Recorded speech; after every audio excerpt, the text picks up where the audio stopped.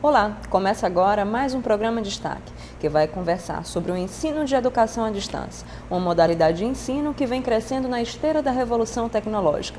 Mas aprender fora de sala de aula e a qualquer hora não é a novidade da internet. Programas de rádio e de televisão vêm levando o ensino aos diversos cantos do país. Para explicar melhor como funciona a educação à distância, nós recebemos essa semana o consultor do Programa de Educação à Distância da Faculdade Vale do Jaguaribe, professor José Rosa Abreu. Ele já foi secretário de Educação no Estado, presidente do Conselho de Educação e secretário do Trabalho e Ação Social do Estado do Ceará.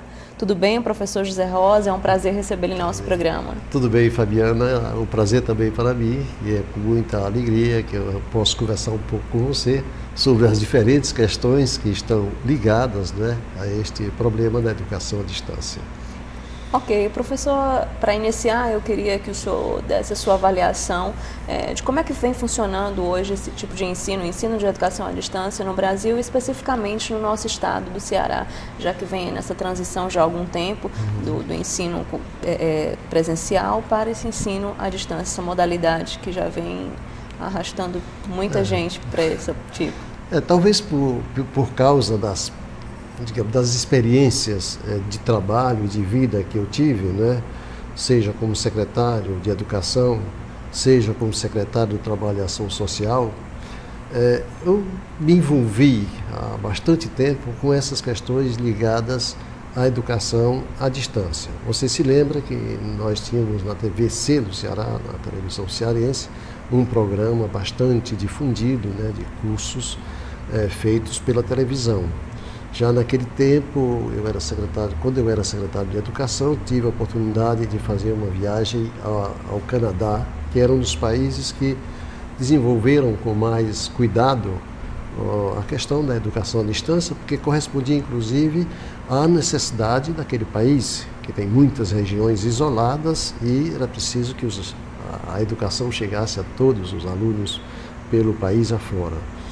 E eu sei que ali, discutindo todas aquelas questões, a gente observava que a educação à distância vinha não apenas como um problema para atender a populações isoladas, e isso continua a ser um ponto importante, mas também para atender a necessidades de interiorização, descentralização dos processos educativos, de modo que facilitasse às comunidades mais distantes, mas também a muitas comunidades urbanas, e hoje o problema é cada vez mais claro, que nós temos populações na cidade como Fortaleza, por exemplo, que têm dificuldade de se deslocar de um bairro da periferia para o centro da cidade, todos os dias, E sem dúvida nenhuma, a educação à distância, a gente está percebendo, pode convergir no entendimento perfeito com a educação presencial do passado para formar um todo que atenda às necessidades da nossa população. Eu vejo assim com simpatia, embora sabendo também da dificuldade e das dificuldades que esta modalidade de ensino apresenta.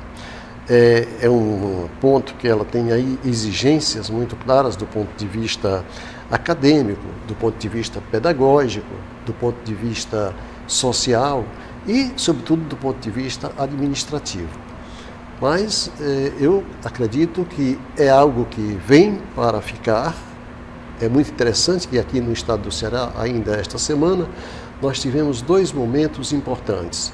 Um, que foi justamente o encontro de presidentes de Conselho de Educação dos estados, e outro foi a visita do ministro Mangabeira Unger, que vem um pouco como um missionário, distribuindo uma série de reflexões sobre a necessidade de um grande projeto para o Nordeste. O Nordeste visto não como um fato isolado da realidade brasileira, mas como uma parte importante do nosso país e que a situação do Nordeste deve ser considerada como um problema de interesse para o Brasil, integrado realmente aos processos de desenvolvimento do Brasil. E bem, nesses dois momentos, tanto no encontro dos presidentes de Conselho de Educação, como nessa visita do ministro Mangabeira Unger, foi dado tempo de reflexão para a questão da educação à distância, que aparece aí como algo de fundamental importância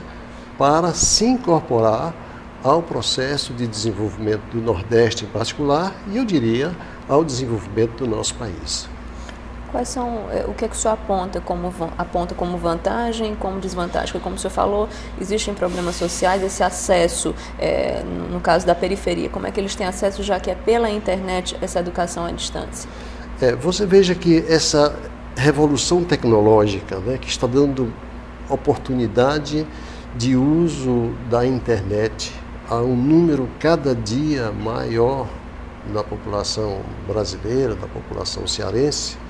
Eu lhe digo com franqueza que há 5 anos atrás chegava numa sala de aula de alguns programas descentralizados e perguntava quanto daqueles jovens dispunham, por exemplo, de acesso à internet.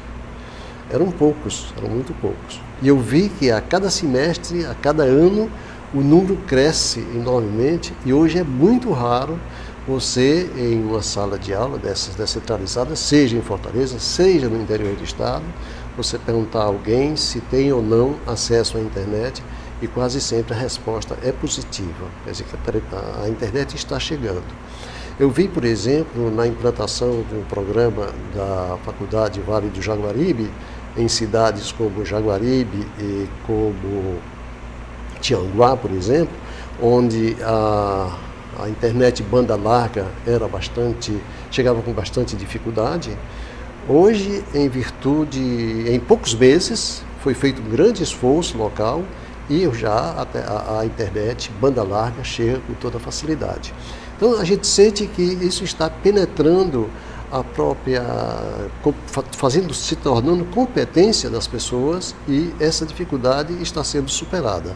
Mas, obviamente, é uma novidade, de certo modo, muita coisa precisa ser feita do ponto de vista, eu repetiria, do ponto de vista acadêmico, do ponto de vista pedagógico, do ponto de vista social, realmente, porque há que encontrar algumas facilidades para que isso se dê, e do ponto de vista administrativo, gerencial, como é que isso pode se operacionalizar. Eu não diria que todos os problemas estejam resolvidos, longe de mim dizer isso, acho que é muito caminho a ser percorrido, mas acredito que se está caminhando, né, nessa direção, na medida em que nós entendermos melhor qual é a relação entre a dimensão pedagógica da educação presencial e entendermos a contribuição que a educação à distância oferece à educação tradicional e que aqueles grandes valores da pedagogia tradicional também trazem para um trabalho de educação à distância e a gente conseguir fazer convergir essas duas dimensões, eu acredito que o crescimento será bastante significativo e não haverá um retorno a esse respeito.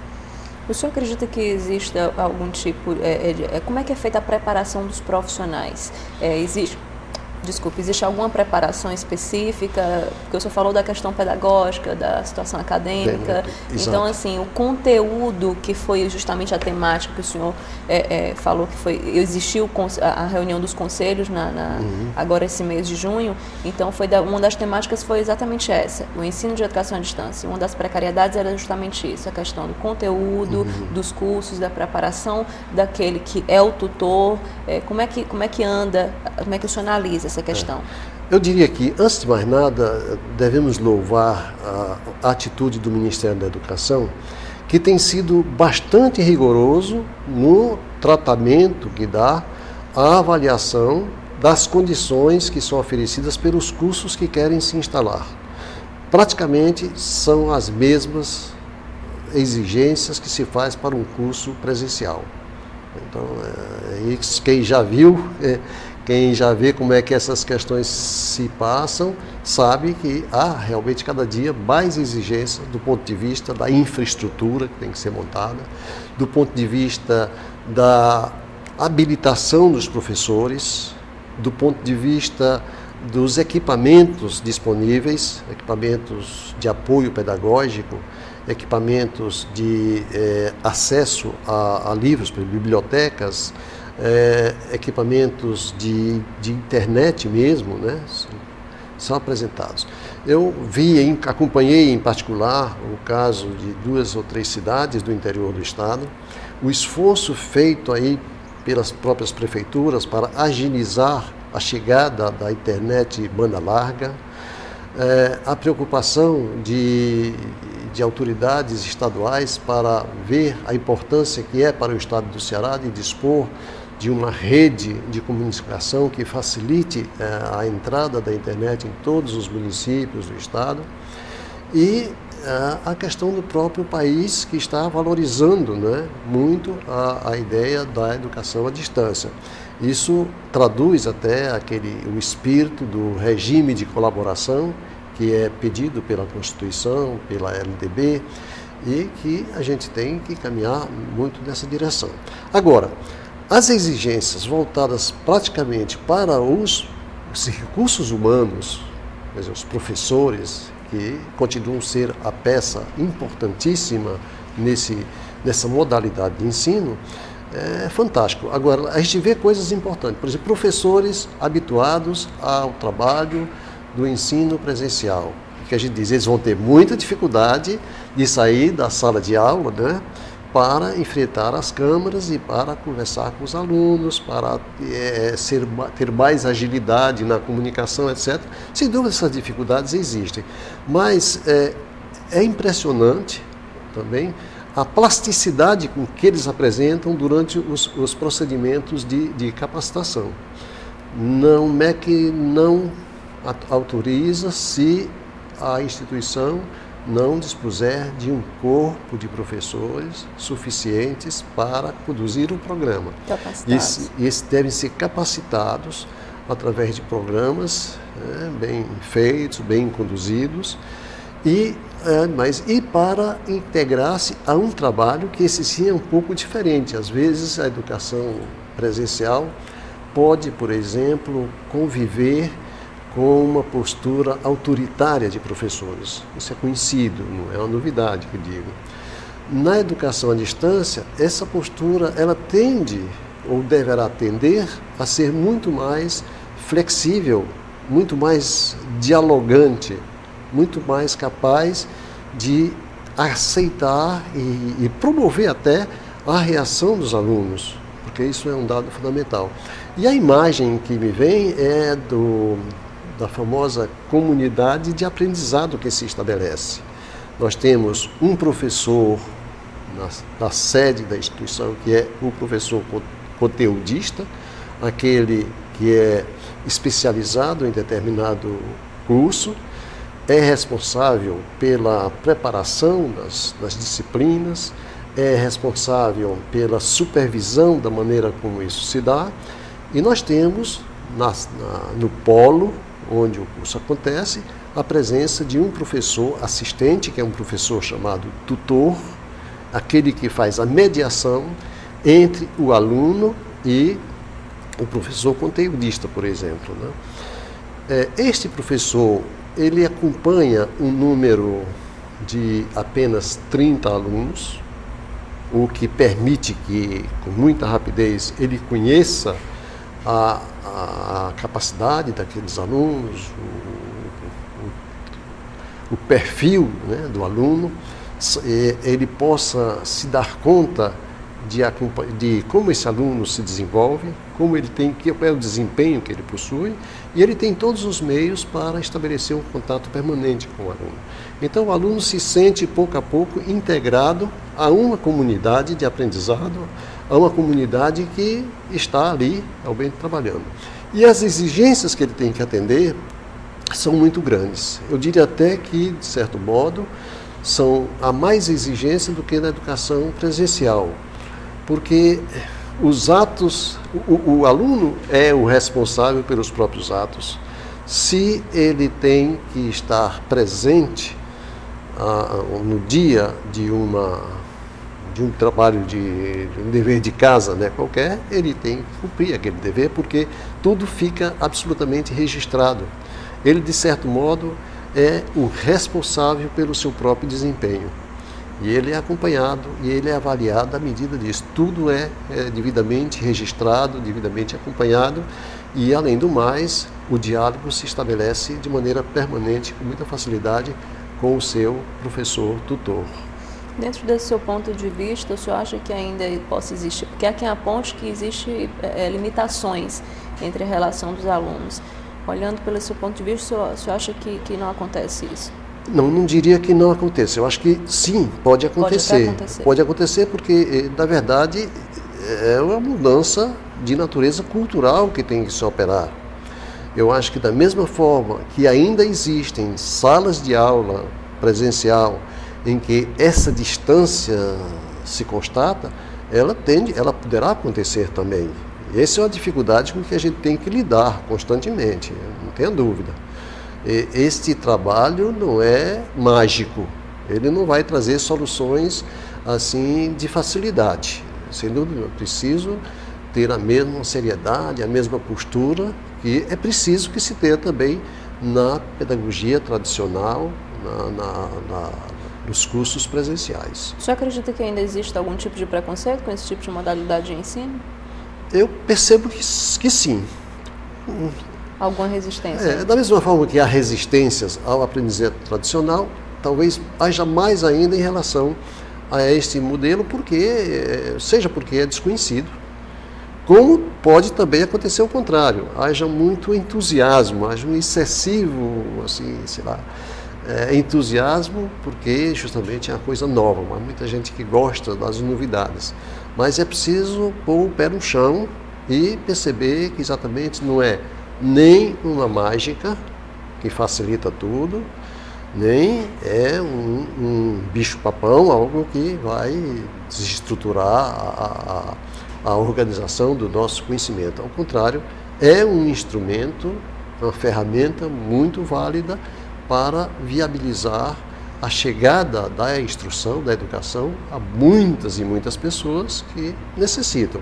E mais, tem uma flexibilidade muito grande, porque aí entra o mundo da produção, o mundo das tecnologias, das técnicas que precisam ser desenvolvidas e multiplicadas, e certamente se algumas medidas, fora até do sistema de educação à distância, mas tem muito mais a ver com a elaboração de modelos de respostas, de propostas educativas que sejam repertoriadas em algum lugar e que a gente possa ter acesso constantemente, eu acredito que essa contribuição vai fecundar e a gente pode chegar lá.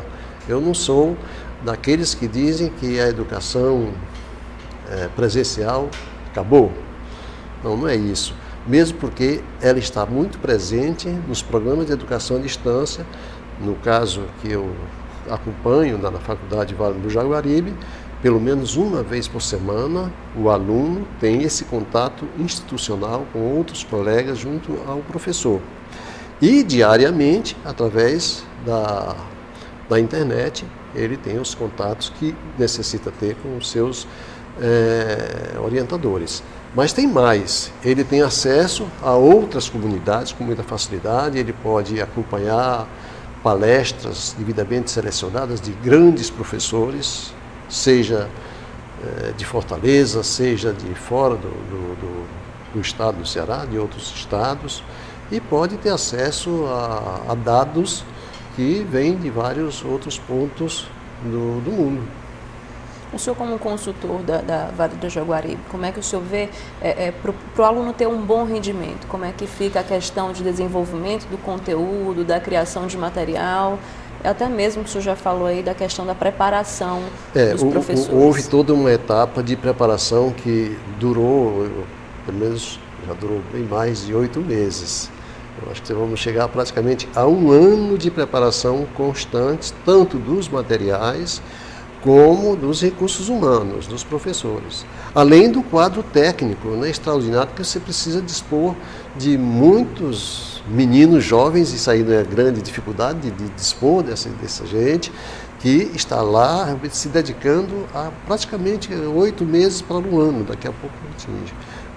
O primeiro vestibular acontecerá lá para o mês de agosto próximo, mas já faz mais de um ano mesmo que se vem trabalhando e preparando tudo isso. Antes de ofertar o curso? Antes de ofertar o curso. Também a vantagem desse projeto é que esses cursos não foram comprados de fora com pacotes, que aqui você apenas passa a integrar. Não, foram programas já concebidos aqui mesmo, em grande parte pelos próprios professores que vão se encarregar desses conteúdos, com a participação também daqueles que serão tutores, ou serão mediadores do conhecimento, porque eles já percebam aí também no processo de aprendizagem como é que a coisa vai funcionar no momento em que os cursos deslancharem, entendeu? Então, essa parte é muito importante. E tem mais, ela é fruto de diálogos bastante constantes com o próprio Ministério da Educação, porque hoje, quando você prepara um projeto dessa natureza, você dialoga com os órgãos do Ministério da Educação para ver se todos os requisitos vão sendo atendidos. Então, hoje esses cursos eles são acompanhados pelo MEC ou pelos conselhos de educação? Bom, os cursos são acompanhados pelo MEC, sobretudo nas faculdades privadas, né? Porque elas dependem diretamente do Ministério da Educação. Mas eu acredito que há um outro avanço na educação do país, que é encontrar fórmulas adequadas para traduzir aquele célebre regime de colaboração que associa os esforços da União, do Estado, dos municípios, e eu diria mais, do mundo empresarial, seja de empresas na área industrial, seja de empresas na área agrícola, seja grandes empresas, seja médias empresas, seja pequenas empresas, sejam organizações não governamentais, enfim, sejam várias outras expressões do esforço associativo, né, do nosso país, que são bem acatados. Você, quando vai, por exemplo, criar um polo em determinada cidade, você visita o prefeito, visita a Câmara de Vereadores e visita as representações religiosas. Há conselheiros que falaram que o conselho é o que está mais próximo do município e vai saber as demandas daquela região. Então ele saberá melhor das necessidades, quais cursos irem para aquela determinada região. O senhor concorda? Eu concordo plenamente que um conselho de educação de um município sabe ainda mais do que um conselho de educação do Estado ou de um conselho nacional de educação. Mas é preciso reconhecer que certas coisas podem ser melhor percebidas por um conselho estadual de educação ou pelo conselho nacional ou pelo conselho próprio ministério. Essa de imaginar um regime de colaboração e ao mesmo tempo isolar as competências é uma coisa contraditória. Na verdade, quando se diz regime de colaboração, significa que cada um tem algum aporte a trazer. O ridículo seria se houvesse um monopólio, né, só do governo federal, ou só do governo estadual, ou só do governo municipal, ou só das empresas privadas. A educação é o fato que costura as relações sociais no país, né? Absolutamente, se há costura, significa que há entendimento, que há diálogo, que há compreensão e coparticipação nessas coisas. Eu acredito que era preciso que o Brasília se reportasse muito às forças que dos estados se dedicam à educação. E é importante também que no estado haja interesse em valorizar as forças que no município se dedicam à educação. Porque aí um outro ponto importante é que você não implanta uma experiência como essas sem se voltar para o fenômeno da educação desde o seu início. Eu diria até que a educação infantil está tão presente, né, na realidade do município como, por exemplo, a educação tecnológica, a formação de quadros para o desenvolvimento em diferentes áreas de competência tecnológica, por exemplo. E sem esquecer as carreiras tradicionais, que também são muito importantes. Eu estive acompanhando de perto uma experiência de formação na área de ciências contábeis, né? Você vê que o estado do Ceará, por exemplo, você tem cerca de 56% dos contadores que são técnicos de contabilidade. Eles não tiveram uma formação de nível superior. Mas hoje, esse técnico de contabilidade que há 20 anos atrás trabalhava apenas como guarda-livros de uma pequena empresa ou de uma família, né, para fazer o imposto de renda, hoje ele tem que acompanhar diariamente uma sobrecarga de leis, de resoluções, de decretos que administram essa atividade. Então ele já não pode, é impossível que ele dê conta do recado se ele não tiver acesso a um nível superior, porque ele precisa captar muito melhor uma série de coisas. Eu acho que isso se dá não só para o contador, mas acho que para todas as carreiras, para os Eu estou dando um profissionais. exemplo, simplesmente, mas para o administrador é a mesma coisa, você vai ver... A concorrência no mercado é grande. A concorrência é muito grande, a necessidade do estudo, eu não estou falando aqui nem mesmo da magia do diploma em si, é do processo de estudo continuado, né? Educação continuada que se impõe, né, de qualquer forma. E essa educação continuada ela é resultado de uma série de integrações, de fatores. Para finalizar, então, a gente pode entrar no mérito do perfil do aluno hoje do ensino de educação à distância, como também o perfil do professor. O que é que o senhor diz sobre o verdade. perfil de cada um? Então, do professor, eu falei pouco, quer dizer, no sentido de que nós temos um professor que migra da condição de professor presencial para professor à distância. Não seria correto dizer que não haja necessidade de uma mudança, do desenvolvimento de uma competência específica. Então, há alguns professores que podem ser mais resistentes, outros que são mais flexíveis, menos resistentes. Mais adaptáveis. Mais adaptados. Mas todos eles entendem que precisam fazer um esforço particular para se adequar a esse modelo novo que se pretende desenvolver. Agora, é dito também para eles, e eles compreendem muito bem, que aquilo que é valor que ele já tem consigo como professor presencial pode ser perfeitamente preservado e aproveitado na educação à distância.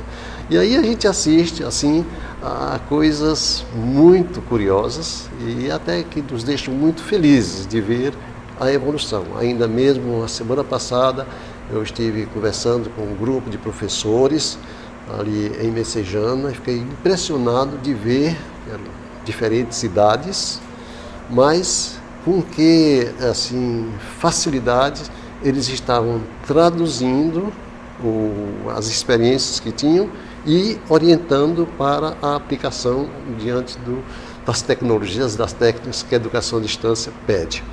Quanto aos alunos, a gente trabalha, o que eu observo hoje é que nós não estamos assim chegando, olha, vamos ter alunos de 16 anos, 17 anos, porque nós temos muitos problemas de brasileiros, cearenses, que terminaram o ensino médio, até talvez na idade própria ou um pouco menos, mas que passaram 5, 10, 11, 20 anos sem voltar à sala de aula e que estão sentindo agora a necessidade desse retorno. Porque na medida em que eles compreendem, cada vez mais a sociedade compreende que é preciso empreender alguma coisa, a pessoa toma consciência que precisa também aprender alguma coisa, né? Então nós temos turmas assim compostas de idades diferentes. E alguns podem ver nisso um obstáculo. Eu vejo, ao contrário, um momento muito oportuno para trocas de energia e de experiência. Pessoas que têm experiência de vida e que sabem transmitir essa experiência para os mais jovens. E os mais jovens que estão com a cabeça feita porque fizeram por último o ensino médio, sabem melhor matemática, sabem melhor um pouco das ciências, que ajudam os mais idosos nesse processo. Então é também aí uma dimensão daquilo que se chama a comunidade de aprendizagem. É uma troca, que pode se estabelecer. É uma coisa que é possível fazer. Eu não estou dizendo que acontece necessariamente, que não haja dificuldades, mas a oportunidade está aí e é preciso saber explorá-la. Quer dizer, o programa em si deve levar a isso.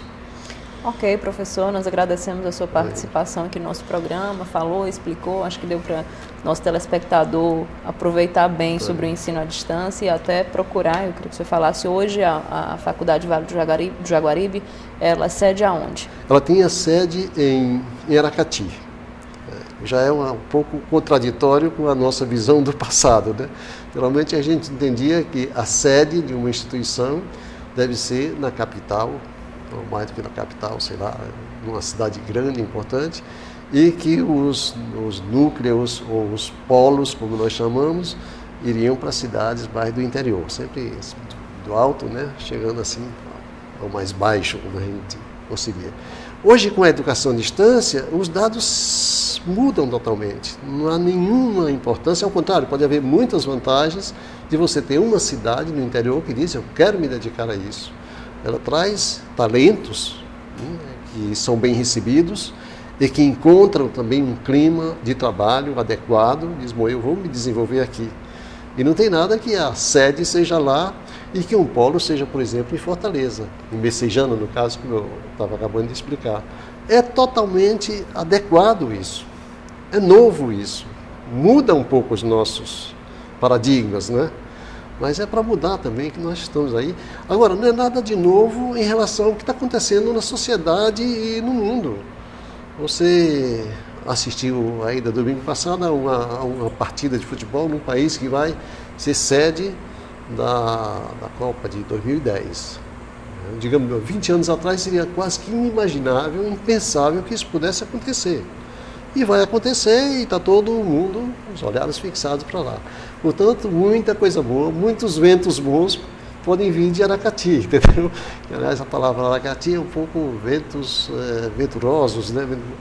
Porque ali há uma comunidade que está se dedicando a isso. Essa faculdade ela tem uma vantagem de não ser apenas à distância, ela é uma faculdade também com cursos presenciais, mas está entrando nos cursos à distância. Nós temos aí cursos em alguns bacharelados, como Administração e Ciências Contábeis, mas vai ter também os cursos mais voltados, no momento, para a formação de professores. Biologia, História, Geografia, Matemática, Letras e Pedagogia. Obviamente, já está na prancheta, está em estudo, alguns cursos mais voltados diretamente para demandas na área tecnológica. Em cada município do interior do Ceará, a gente percebe que há uma série de sonhos, de desejo de realizar-se em determinadas áreas. E isso vai certamente orientar também o perfil dos novos cursos para esses setores. Ok, obrigada. O programa Destaque fica por aqui. Até a próxima semana na FGF TV, canal 14 da NET.